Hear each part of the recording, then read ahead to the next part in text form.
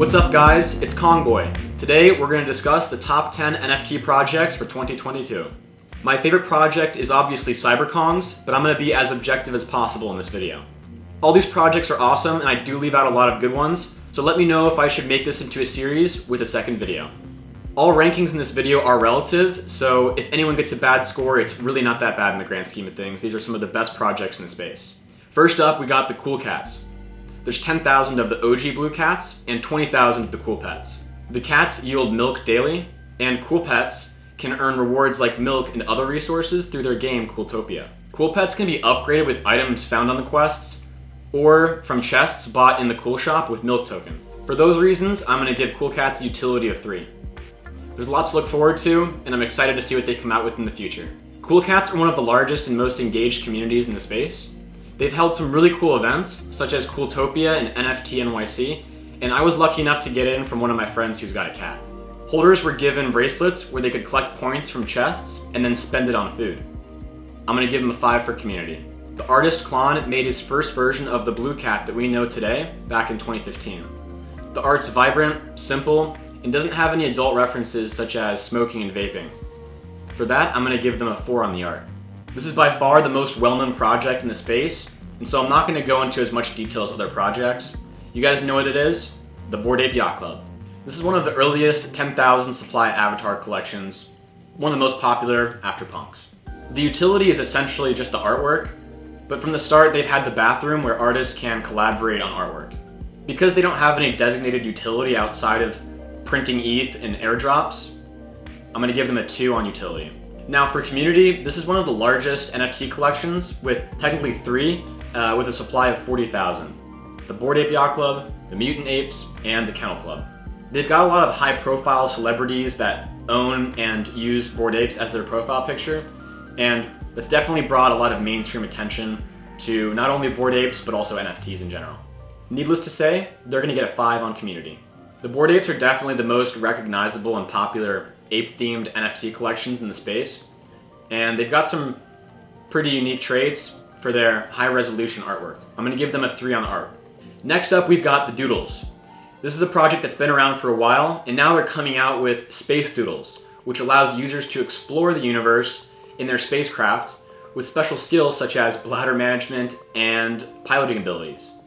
They're also adding a treasure hunt feature to the game, and I'm excited to see how that turns out. In addition to Space Doodles, they're releasing Doodles 2, which allows holders to easily customize their NFT with gasless transactions. Doodles 2 will allow holders to customize things like animations, wearables, music, for potentially millions of combinations. While holders have been airdropped to duplicators to start this new phase in the roadmap, these features have not been released, so I'm going to give them a 3 for utility right now. Doodles are another very large and engaged community where they've had some very cool large events and some smaller meetups, and they were the first collection to close their Discord at 1,000 members in order to gain whitelist. Holders have voting privileges for upcoming features and decisions within the DAO. Because of this large and active community, I'm going to give them a 5. Now for their artwork. Their traits are very vibrant and simple, but is very similar to many other projects. The eyes are slightly janky, but I respect their artistic choices, so I'm going to give them a 4 for the art. Alright, this next project is definitely top tier, best of the best, bluest of chips. It's the CyberKongz. They've got 3 tiers: the Genesis, the Baby, and the VX. The Genesis are a 2D collection. They yield banana token, and they can also be fractionalized to earn fractionalized banana yield. The Baby Kongs are also 2D. They yield shards, which make charms, which boost the runs in their game called Play and Collect. And then the VX Kongs, VX stand for voxel, meaning 3D pixels, which are, mainly the sandbox type characters, and those are the ones actually going on the adventures in the game, Play and Collect. They get free runs every single day and a chance to win some rare loot. Because of this, I'm going to give them utility of 4. There's a lot to look forward to, and I'm really excited for what the future holds. The Kongs team and community members have hosted over 12 events, and holders have had the chance to come to all of these, which is really amazing, and I'm going to give the community a 4. The Kongz community is made up of a lot of OG crypto and NFT collectors that have a lot of great information to share. Originally launched in March of 2021, their pixel art is best of the best, and their 3D voxel avatars that came out in August are also really sweet looking and have got some really cool traits. I'm going to give them a 4 for the art. Next up is Avagachi, and they seamlessly integrate DeFi and NFTs into a really fun retro-style pixelated game. Sort of like Tamagotchi from the early 2000s. You started off having to pet them every 12 hours in order to build their kinship, which allows you to earn more rewards through their game.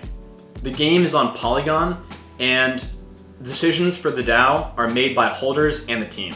Their most recent update was farming, and they've got a lot more cool stuff coming out, I know that for sure, and so I'm going to give them a 5 on utility. The Avagachi community is still fairly small, but they are very dedicated. They've had a couple in real life events, and so I'm going to give them a 2 on community so far. Their pixel art is pretty solid. They are ghosts that kind of look like tombstones, and they have themes that range from a variety of different crypto tokens. I'm going to give them a 3 on the art. Next up, we got the Solarbots. They're building what they call the metaverse of meaning, where people can play however they want to, with various characters and roles, from engineer to builders and warriors. Those that minted paid 0.2 ETH for a team of 4 Solarbots, and from the very start they began yielding governance tokens, which will be vested until the end of the year when the game comes out. Soulstones will be the in-game reward, and they'll likely be able to be exchanged or traded among players. Who knows? We'll see. I'm going to give them a 4 for utility because they've done a great job of setting expectations and laying out a very promising roadmap. They recently released a pre-alpha version of the game where holders can try it out and get a feel for the game.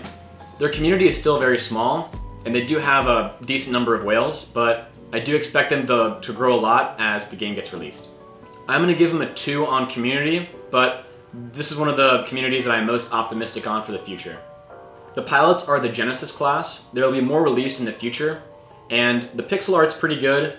They got some really cool weapons and really interesting and creative themes around the characters. They have integrated with the CyberKongz for Kongz-themed Solarbots, and I'm going to give them a 3 on the art. Next up, we've got the Aetherworks. Their interactive, on-chain, massively multiplayer online role-playing game allows players to battle enemies, earn rewards, and craft items. Players can craft weapons, earn the utility token Zug, and exchange items on their in-house marketplace. Aetherworks can be specialized, and that's recorded in the metadata of the NFT on the blockchain. They've got 3 additional classes, each with their unique ability to support the team on these adventures. I'm giving them a 4 for utility. They've got a small community, but have hosted a couple in real life gatherings, so I'm going to give them a 2 on community for now.